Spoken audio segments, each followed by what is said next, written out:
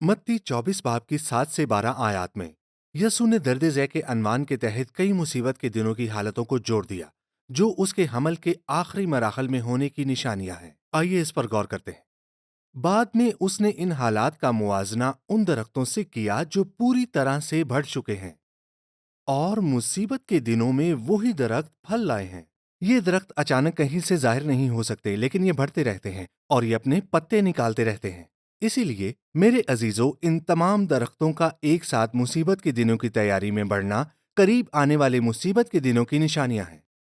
इसीलिए ये दरख्त मुसीबत के दिनों से पहले ही जाहिर होना शुरू हो जाते हैं। ये सिर्फ मुसीबत के दिनों के बाद ही अपने मुकम्मल ज़हूर में आते हैं। और ये दर्द ज़ै के बारे में भी दुरुस्त होना चाहिए। यस्सु ने बयान किया जिसके लिए इसने कहा कि तमाम दरख्त बिलाशुबा मुसीबत के दिनों से पहले के वक्त में यस्सु ने बयान किया जिसके लिए उसने कहा कि तमाम दरख्त बिलाशुबा मुसीबत के दिनों से पहले के वक्त में जाहिर होना शुरू हो जाएंगे। इस तरह वो कह रहा है कि मुसीबत के दिनों का दर्द ज़ै मुसीबत के दिनों से पहले खास वक्त में एक हद तक महसूस किए जाएंगे ताकि ये निशानियां हों कि मुसीबत के दिन करीब हैं। हैरत अंगेज तौर पर यह हमल में होने वाली चीजों से बिल्कुल मुत्तफिक है। हकीकी दर्द ज़ै अचानक शुरू होता और पैदाइश तक इसकी शिद्दत में इजाफा होता है, जो कि मुसीबत के दिनों की एक बेहतरीन वजाहत है। ये दर्द ज़ै सिर्फ एक दिन के लिए निस्बतन मुख्तसर वक्त के लिए रहता है। दिलचस्प बात यह है कि अगर आप दर्द ज़ै के एक दिन का मुआजना मुसीबत के 7 सालों से करें और पूरे हमल का मुआजना कलीसियाई दौर से करें जहां बादशाही बढ़ रही है और जमीन पर कायम होने का इंतजार कर रही है, अगर आप इसी पैमाइश का पैमाना इस्तेमाल करें, तकरीबन 2000 साल तक कायम रहने वाले हमल की तरफ इशारा करता है।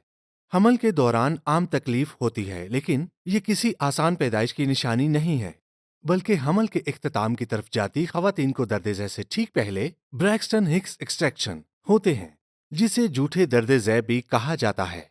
हालांकि ये बहुत हकीकी महसूस होते हैं और ये दर्द ज़ै की तरह महसूस होते हैं, लेकिन ये किसी आसान पैदाइश की निशानी नहीं है। ये दर्द ज़ै के करीब आने की निशानदही करते हैं। माँ की तरफ से दर्द ज़ै का तजर्बा गुनाह और लानत का नतीजा है और इस बात की निशानदही करता है कि जिस्म में गुनाह की फितरत की मौजूदगी बच्चे की पैदाइश के खिलाफ मुजाहमत करती है। इसी तरह दर्द ज़ै जो जमीन पर मुसीबत के दिनों में महसूस किए जाएंगे, गुनाह की बादशाही की ताकत के तहत दुनिया के निज़ाम का नतीजा है जो जमीन पर खुदा की बादशाही की पैदाइश के खिलाफ मुजाहमत करते हैं। मौसमी दर्द ज़ै से पहले तारीख का तसलसल इस बात का तकाजा करता है कि कलीसियाई दौर के आखिरी दौर में ब्रैक्सटन हिक्स एक्सट्रैक्शन ये आखिरी दर्द ज़ै की निशानी है जो पेशनगोई है, लेकिन ये आने वाले वक्त में शदीद नहीं होगा। मुझे यकीन है कि हम अभी उसी झूठे जमाने के हमल में हैं और कुछ अरसे से इसमें हैं, और इसलिए हम मुसीबत के दिनों के दर्द के शुरू से ऐन कबल कलीसियाई दौर के आखिरी दिनों में रह रहे हैं। मुसीबत के दिनों के दर्द ज़ै का मौसम गर्मा में दरख्तों से मुआजना करते हुए यस्सु ने तस्दीक की कि ये इससे पहले के जमाने में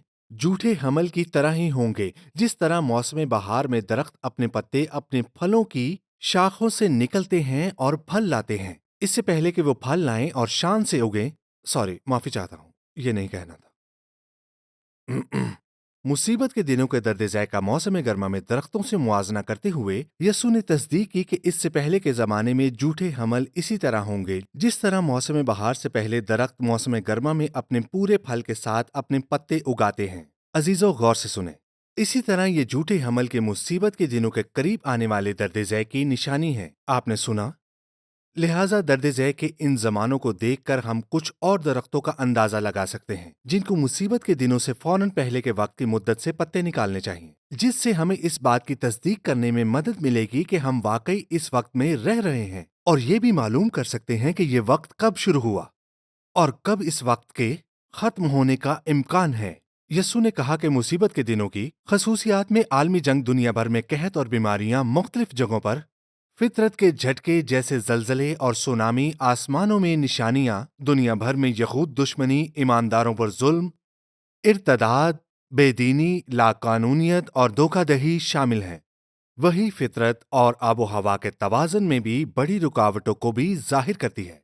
ये सब दर्द ज़ै का हिस्सा हैं क्योंकि बुराई की कुव्वतें बादशाही से टकराती हैं। इसी तरह मुसीबत के दिनों में, लेकिन ऐन कबल आलमी जंग के झूठे हमल में जलजलों में इजाफा और फितरत के दीगर खलफिशार, मामूल की आबो हवा में खलल की वजह से फितरत का तवाज़न में बिगड़ना और आसमानों पर निशानियां नजर आना चाहिए। اس کے علاوہ ہم دنیا بھر میں قحط اور بیماریوں میں اضافہ دیکھنے کی توقع رکھتے ہیں، جس کے ساتھ ساتھ روحانی دھوکہ دہی، یہود دشمنی، ایمانداروں پر ظلم و ستم، بے دینی، لاقانونیت، جادوگری اور معاشرے میں جنسیت کے غلط استعمال کے ساتھ پابندیاں ہٹا دی جائیں گی اور خدا کے کلام کو عوامی حلقوں میں رد کر دیا جائے گا۔ ہم نے دیکھا کہ یہ سب چیزیں گزشتہ 100 سالوں میں ہوتی اور ترقی کرتی ہیں، جیسا کہ بائبل نے پیش گوئی کی تھی کہ مصیبت کے دنوں سے پہلے کلیسیائی دور کے آخری دنوں میں ہوگا۔ لیکن یہ بات ذہن نشین کر لینی چاہیے کہ یہ چیزیں اب کتنی ہی بری کیوں نہ ہوں، یہ صرف اس مصیبت کے دنوں میں شدید درد ذیل کا شروع ہیں۔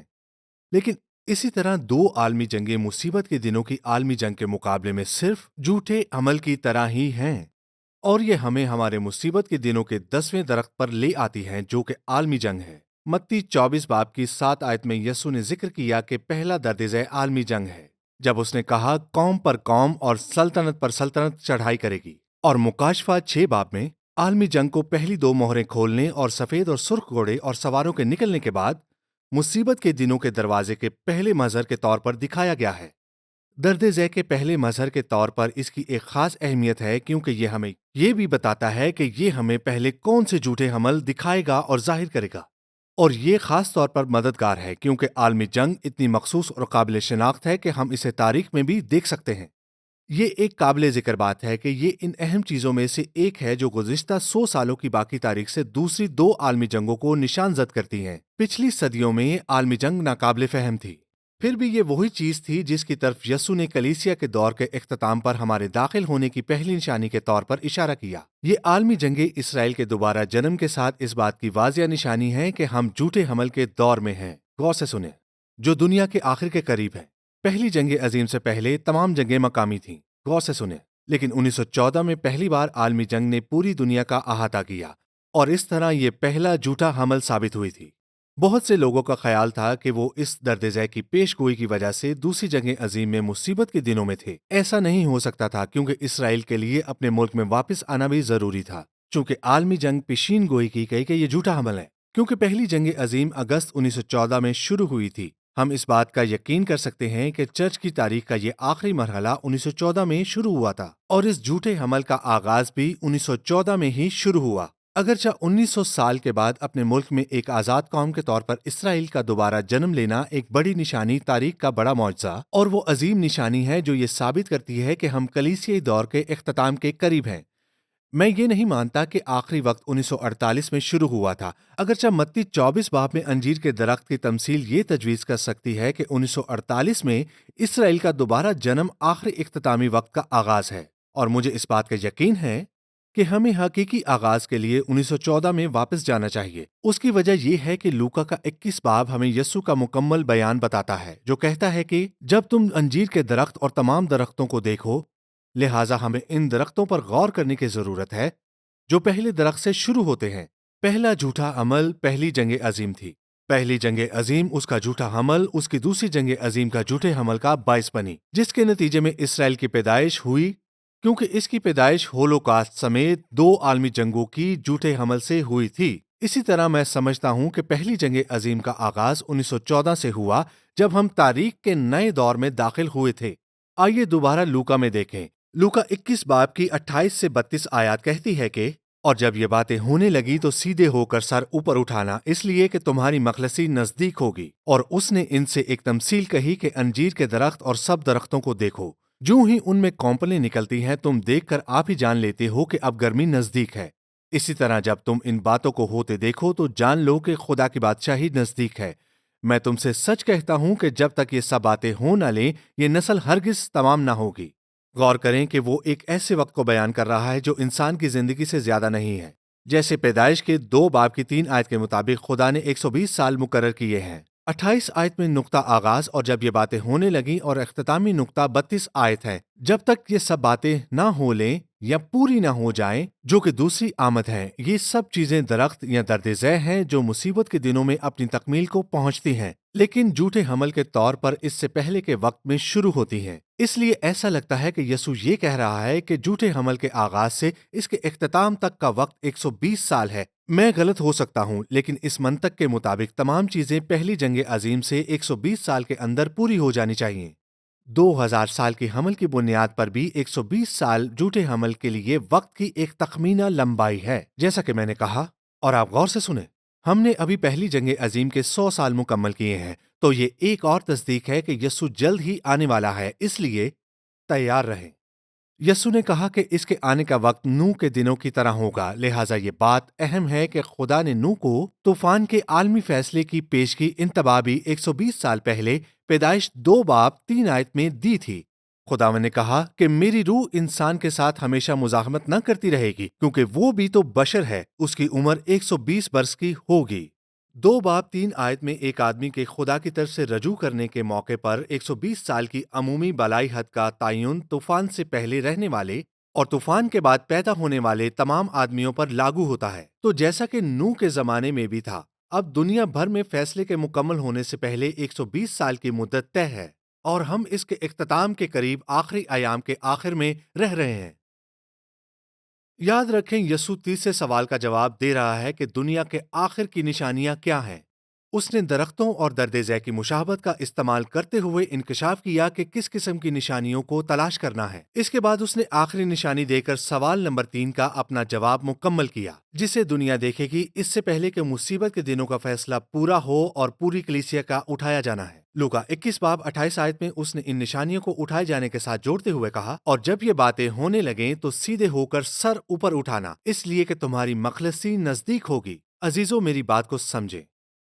کلیسیا برائی کے آخر اظہار کو روک رہی ہے، لہٰذا کلیسیا کو ہٹانے کے نتیجے میں برائی کی حتمی اچانک رہائی ہوگی، جس کے نتیجے میں مصیبت کے دن شروع ہو جائیں گے، اور مصیبت کے دنوں میں خدا برائی کو مکمل ہونے کی اجازت دیتا ہے اور اس کا فیصلہ کرتا ہے، اور اس طرح اٹھایا جانا دنیا کے آخری نشانی ہوگا۔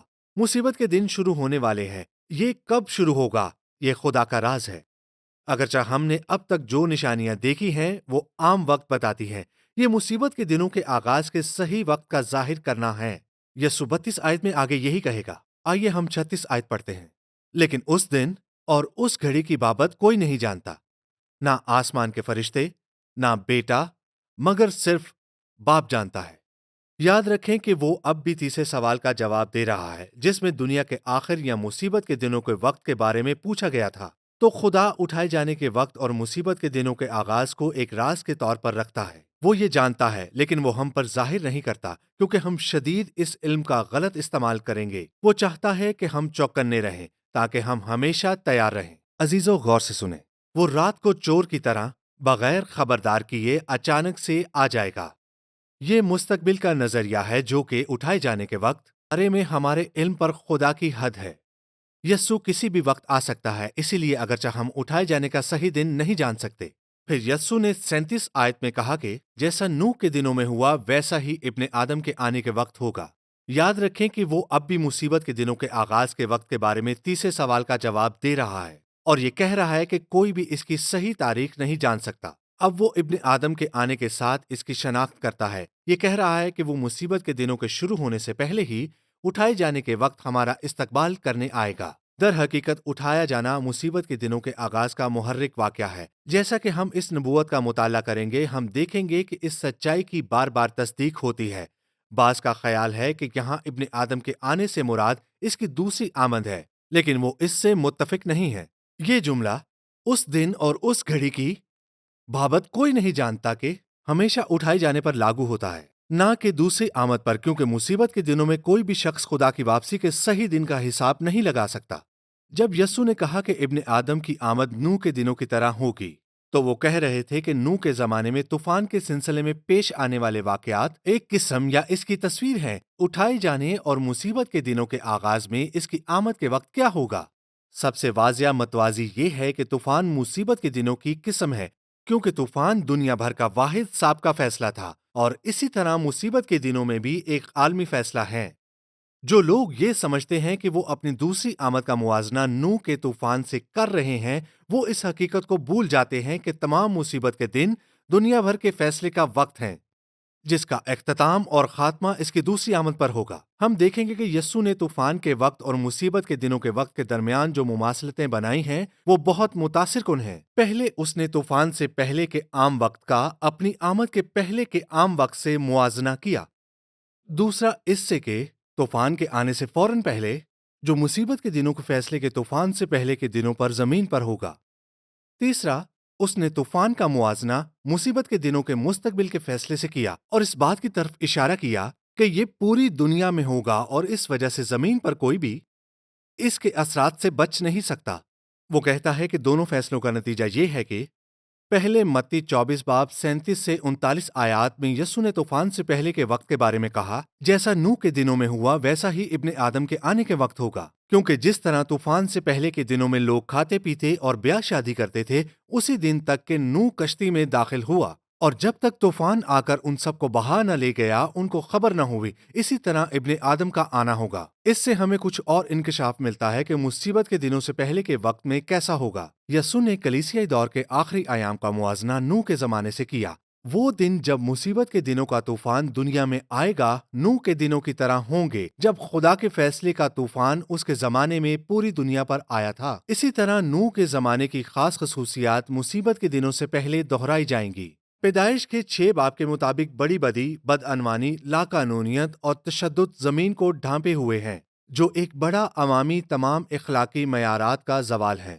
یسوع نے نوح کی نسل کو صرف کھانے پینے اور شادی بیاہ کرنے والی نسل کے طور پر بیان کیا ہے۔ دیکھیں، اب ان چیزوں میں کوئی برائی نہیں ہے، لیکن یہاں روحانیت کی کوئی نشانی نہیں ہے۔ وہ اپنی مادیت پسند زندگی میں مگن تھے اور ان کے پاس خدا کے لیے وقت نہیں تھا۔ یہ ایک ایسے معاشرے کی نشاندہی کرتا ہے جو مادیت پرستی میں پھنسا ہوا ہے، خدا کو بھول چکا ہے اور صرف قدرتی چیزوں کی پیروی کرتا ہے، اور یہ یقینی طور پر زمین پر جدید زندگی کی نشانی ہے۔ پیدائش 6 باب 1 آیت نوح کے زمانے میں آبادی کے بڑھنے کی بات کرتی ہے۔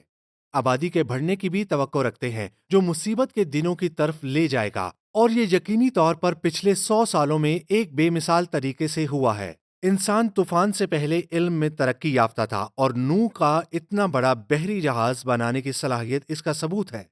پچھلے 100 سالوں سے اب انسان اس کی تخلیق کرنے میں کامیاب ہوا ہے۔ نوح نے اپنی کشتی کو بصری امداد کے طور پر استعمال کرتے ہوئے دنیا میں خوشخبری کی منادی کی۔ اس طرح کلیسیائی دور کے اختتامی وقت میں تمام قوموں کو انجیل کی منادی کی جائے گی، جیسا کہ یسوع نے مرکز 13 باب کی 10 آیت میں کہا تھا۔ دنیا میں مشنوں کا بڑھنا تقریباً 1800 میں شروع ہوا۔ چنانچہ یسوع نے کلیسیائی دور کے آخری ایام میں جو کچھ ہوگا اس کا موازنہ مصیبت کے دنوں کے آغاز پر آنے سے پہلے نوح کے طوفان سے پہلے کے وقت سے کیا۔ اس میں فضل کے 120 سال کی آخری مدت تھی، جس کے دوران نوح نے خوشخبری کی منادی کی اور اعلان کیا کہ فیصلہ آنے والا ہے۔ وہ مسیح کی ایک قسم تھی، تو وہ سب جو خدا کی فراہمی پر بھروسہ کرتے ہیں تباہی سے بچ جائیں گے۔ آپ نے دیکھا کہ جو لوگ کشتی میں موجود تھے وہ اس کی آڑ میں بچ گئے، کیونکہ کشتی نے ان کی بجائے طوفان کی مار کھائی۔ خدا نے نوح سے کہا کہ لکڑی کی کشتی کو رال لگانا، جو کہ سرخ رال تھی، تاکہ اسے واٹر پروف بنایا جائے، جس کی وجہ سے پانی اندر کشتی میں نہیں آ سکا۔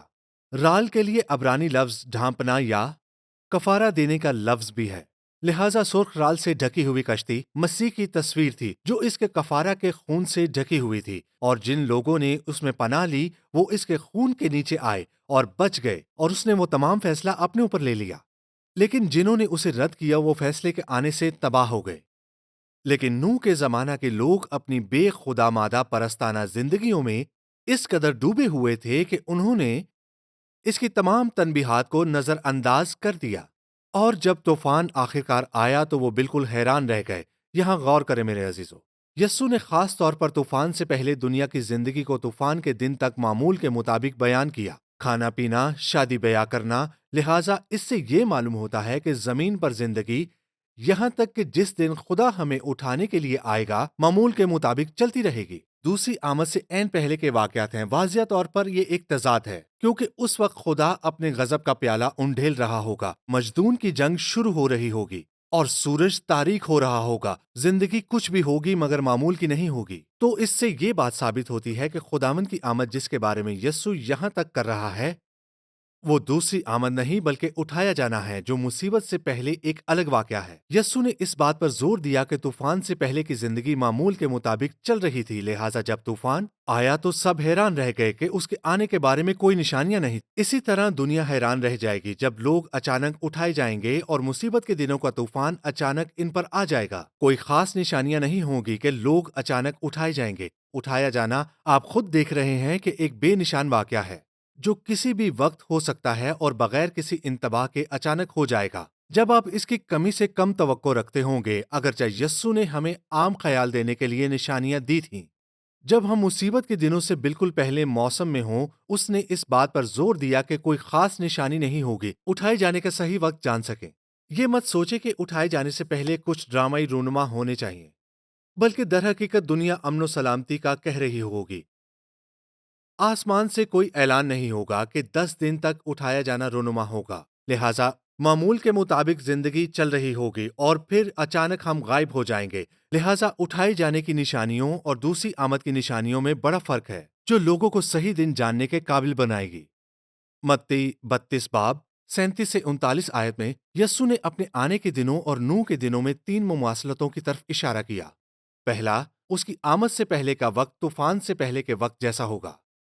دوسرا، فیصلے کی مدت شروع کرنے کے لیے اس کے آنے کے دن کا موازنہ اس دن سے کیا جاتا ہے جب نوح کشتی میں داخل ہوا تھا۔ تیسرا، عالمی فیصلہ اچانک خداوند کے آنے کے دن دنیا پر آئے گا، جس طرح طوفان کا عالمی فیصلہ اچانک اسی دن آیا تھا جس دن نوح اپنے لوگوں کو لے کر کشتی میں داخل ہوا۔ ایک بار پھر یہ دوسری آمد کے بارے میں بات نہیں کر رہا، کیونکہ یہ دنیا بھر میں بڑھتے ہوئے فیصلوں کے 7 سالوں کے عروج کے بعد ہوگا۔ آئیے اب مماثلت کے دوسرے نقطے پر غور کریں، جو اس کے آنے کے دن جو فیصلے کا آغاز کرتا ہے، اس کا موازنہ اس دن سے کیا جاتا ہے جب نوح کشتی میں داخل ہوا۔ ابتدائی طور پر یہ ایک واضح مماثلت نہیں لگتی جب تک کہ آپ کو یہ احساس نہ ہو کہ دنیا کے لیے آخری نشانی کہ طوفان آنے والا تھا، تمام ایمانداروں کا کشتی میں غائب ہو جانا تھا۔ اسی طرح دنیا کی آخری نشانی کہ مصیبت کے دنوں کا طوفان آنے والا ہے، تمام ایمانداروں کا مسیح میں غائب ہو جانا ہوگا اور وہ ان کو اپنے ساتھ لے جائے گا۔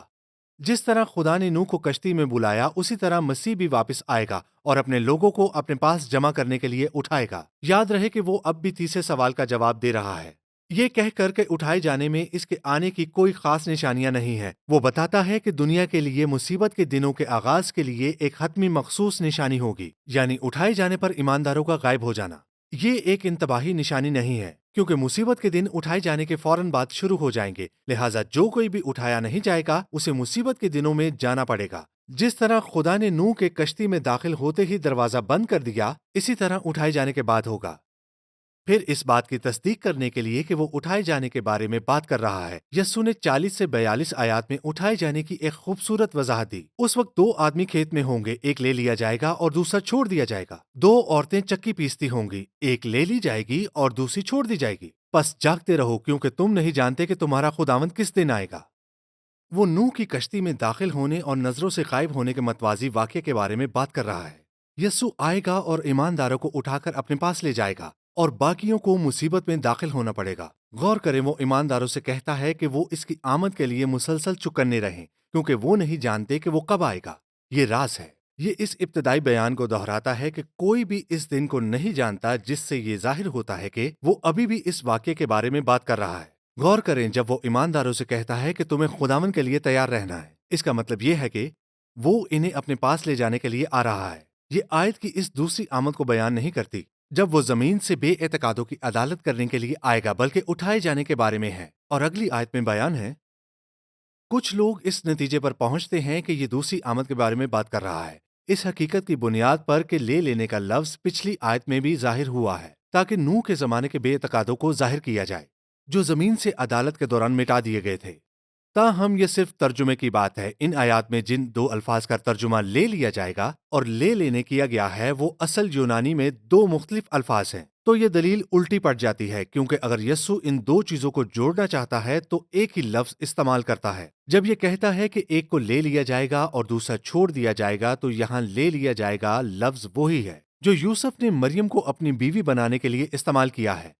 تو یہ یسوع کے بارے میں بات کر رہا ہے جو ہمیں اپنے ساتھ لے جانے کے لیے آ رہا ہے۔ یہ پہلا اشارہ ہے کہ اٹھائے جانے کا مطلب ہے کہ دلہا اپنی دلہن کو لینے آ رہا ہے۔ ایک اور دلیل جو لوگ استعمال کرتے ہیں وہ یہ ہے کہ اٹھائے جانے کے بارے میں یہ بات نہیں کر سکتا، کیونکہ یسوع نے اٹھائے جانے کے بارے میں بات نہیں کی، کیونکہ یہ راز کا حصہ ہے اور اسے پولوس کے لیے چھوڑ دیا گیا تھا۔ آئیے عزیزو، میرے ساتھ اس بات پر غور کریں کہ متی 13 باب میں کیا کہا گیا۔ یسوع مسیح اس باب میں اس راز کو ظاہر کرتا ہے، لیکن یہ جان رکھو کہ اگر گھر کے مالک کو معلوم ہونا کہ چور رات کو کون سے پہر آئے گا تو جاگتے رہنا اور اپنے گھر پر نقب نہ لگانے دینا۔ یہ پہلا موقع ہے جب یسوع اپنے آنے کا موازنہ چور سے کرتا ہے کہ وہ کسی انتباہی نشان کے بغیر خفیہ طور پر اور اچانک غیر اعلانیہ طور پر آئے گا۔ وہ اپنے لیے قیمتی چیزیں لے جائے گا اور غائب ہو جائے گا۔ یہ اس کی دوسری آمد کے بالکل برعکس ہے، جب وہ کھلے عام اور ظاہری نشان میں آئے گا۔ غور کریں، اٹھایا جانا دوسری آمد کے واقعے سے بالکل مختلف قسم کا واقعہ ہے۔ چور کے آنے کا موازنہ کرنا چونکا دینے والا لگتا ہے، لیکن اگرچہ وہ زمین سے قیمتی چیزیں لے رہا ہے جو کہ ہم ہیں، دنیا کو ایسا لگے گا جیسے کوئی چور آیا ہے جب ہم سب اچانک غائب ہو جائیں گے۔ اور وہ 44 آیات میں اختتام کرتا ہے، اس لیے تم بھی تیار رہو، کیونکہ جس گھڑی تم کو گمان بھی نہ ہوگا ابن آدم آ جائے گا۔ اور یہ ایمانداروں کو لے لینے کے لیے آنے کا اس کا ایک خوبصورت بیان ہے۔ آپ کا جو بھی نظریہ ہو کہ یسوع اس وقت کیوں نہیں آ سکتا، اس آیت سے متصادم ہے۔ غور کریں، یہ ہمارے علم کی کمی کی نشاندہی کر کے ہمیں عاجز کرنے کے لیے بنایا گیا ہے، اور اس طرح ہمیں ہمیشہ تیار رہنا ہے۔ غور کریں کہ اس نے 36 آیت کے بعد سے بار بار اپنے آنے کے بارے میں بیانات دیے ہیں جو اس بات کی تصدیق کرتے ہیں کہ وہ ایک ہی واقعے کے بارے میں بات کر رہا ہے۔ وہ ایک چور کی طرح ایمانداروں کو اپنے پاس لے جانے کے لیے آیا ہے۔ جیسا کہ ایک چور ظاہر نہیں کرتا کہ وہ کب آئے گا، اسی طرح یسوع نے اپنے آنے کے وقت کو ظاہر نہیں کیا، اور عزیزو وہ وقت قریب ہے۔ دوسری طرف اس کی دوسری آمد میں 7 سال کا واضح عرصہ ہوگا، جس کا ذکر یسوع نے پہلے زیتون کے پہاڑ پر منادی میں کیا تھا۔ لہٰذا ان آیات میں خداوند کا آنا اس کی عوامی آمد سے ایک الگ واقعہ ہے، اور دوسری آمد 2 مرحلوں میں تقسیم ہے۔ پہلے مرحلے میں وہ اپنی کلیسیا کو اپنے ساتھ لے لینے کے لیے آئے گا، پھر اس کے بعد وہ 7 سال بعد دوسرے مرحلے میں وہ طاقت اور جلال میں اپنی کلیسیا کے ساتھ آئے گا۔